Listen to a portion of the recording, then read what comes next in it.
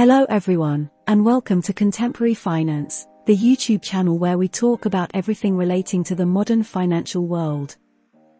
Remember to make sure you are subscribed, and have notifications turned on, so that you never miss an upload. Don't forget to like the video, and leave a comment letting us know your thoughts, and what you'd like to see next. Without further ado, let's get into the video. Today, we are going to be discussing 7 things that only the rich know about or utilize properly. Disclaimer, we are not financial advisors, this video is not financial advice, and you should always consult with a qualified professional before making any financial decisions. Starting at number 1 is understanding how to optimize your taxable income. Whatever your job is, you are going to encounter taxes. But instead of just accepting this massive loss of earnings every month, do some research and learn how to minimize your taxable income. There are a vast amount of very legal ways to minimize how much tax is taken from you each month. Many people don't even know they exist. Understanding where you are being taxed and why that money is leaving your account can help you in the long run and help get those tax bills reduced. It is a well-known fact that the rich don't pay much tax because they understand the system and utilize it to their advantage. If you want to learn from the rich, you must also learn about the system and do your own research in the field. Number 2, we have using debt to your advantage, sometimes referred to as good debt. So what do we mean by good debt? Is it real? Good debt is a term used that refers to the debt you have that brings you an income and builds your wealth over time. For example, if you have a mortgage on a property that you're renting out, then you're making money and yielding a profit from your debt. Most people think that having debt is a bad thing, but in fact it can really work to your advantage if you use it wisely. Most rich people have a lot of debt, and because this is classed as good debt, it brings them a large sum of money. In terms of debt for most people, things that have a low interest rate, for example, a mortgage, it can make sense to actually pay the minimum amount possible and use the extra money you have to invest. This way you have a greater yield and build more wealth over time. Do your own research and try to work out for you whether it is better to pay off your debt or actually keep it and use your money to invest elsewhere. At number 3, we'll discuss always understanding how an investment will make you money. Whether you're starting a YouTube channel, creating social media accounts, or buying up some property, always make sure you 100% understand how the investment will make you a return.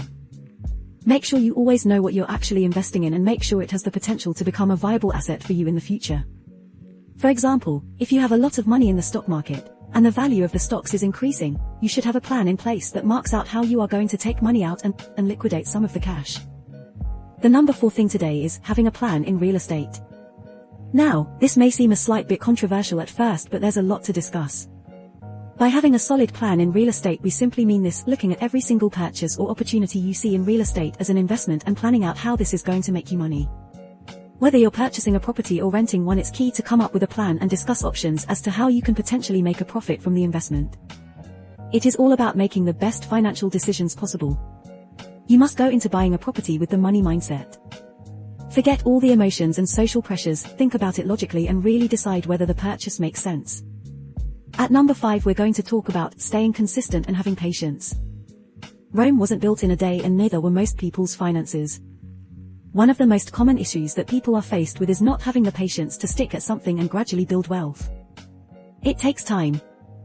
Whether you're starting your own business or looking to start a side hustle to generate some extra cash flow, it's going to take a lot of time and effort.